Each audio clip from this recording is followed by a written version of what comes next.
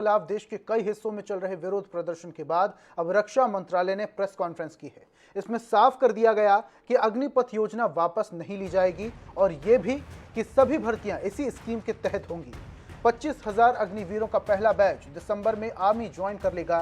Lieutenant general Anil Puri ने कहा कि अग्निपथ के विरोध में कोचिंग इंस्टीट्यूट चलाने वालों ने छात्रों को भड़काकर प्रदर्शन कराया है। उन्होंने कहा कि अग्निवीर बनने वाला शपथ पत्र देगा कि उसने कोई प्रदर्शन नहीं किया, ना ही तोड़फोड़ की, बिना पुलिस वेरिफिकेशन के कोई सेना में शामिल नहीं होगा।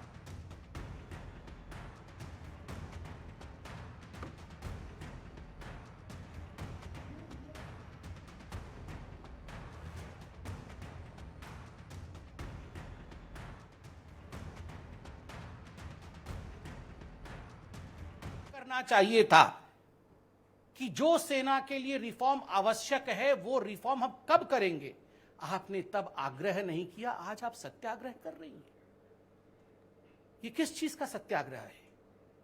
जब हमारे इंडिया के डिफेंस के पास, एयरफोर्स के पास विमान नहीं थे, 10 वर्षों तक वो डिप्लीटेड स्ट्रेंथ में काम कर रही थी, तब इस कांग्रेस की सरकार ने एक एयरफोर्स में विमान ऐड नहीं किया। राफेल हम लेकर आए, उसमें भी राजनीति की गई, उसमें भी राजनीति की गई। उसका हश्र क्या हुआ उन्होंने खुद भुगता है।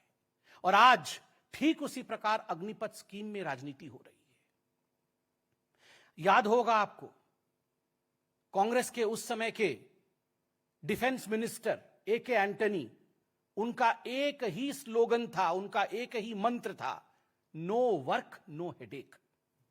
कोई काम करेंगे नहीं, कोई हेडेक ही नहीं होगा, कुछ बदलेंगे नहीं, कुछ होगा ही नहीं, कोई सवाल ही नहीं पूछेगा। एक बार उनसे पार्लियामेंट में सवाल पूछा गया था कि आप बॉर्डर इंफ्रास्ट्रक्चर क्यों नहीं बनाते हैं, तो उन्होंने कहा नहीं, जो दूसरे देश हैं वो हमसे ज्यादा शक्तिशाली हैं, वो बुरा मान जाएंगे, इसलिए हम बॉर्डर इंफ्रास्ट्रक्चर नहीं बनाते। बुरा मान जाएंगे, बॉर्डर इंफ्रास्ट्रक्चर नहीं बनाना है। डिप्लीटेड स्ट्रेंथ होने के बाद इंडियन एयरफोर्स में प्रोक्योरमेंट नहीं करना है।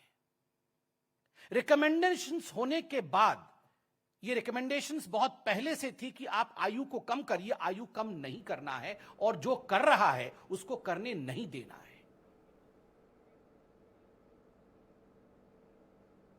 स्कीम की जहां पे केवल 46,000 वैकेंसीज थी, बट किसी वजह से ये पूरी दौड़ 14 तारीख से इन 46,000 वैकेंसीज की तरफ चली गई। ये रिफॉर्म लॉन्ग पेंडिंग था। सबसे ऊपर वाली आप स्टेटमेंट देखिए, ये स्टेटमेंट आज की नहीं है, ये 1989 की स्टेटमेंट है।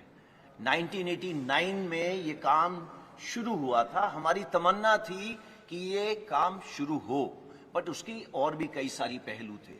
वो चाहता था कि ऑफिसर की एज कम हो, कमांडिंग ऑफिसर की एज कम हो, टीथ टू टेल रेशियो कम हो, तो एक एक करके ये काम शुरू करा गया।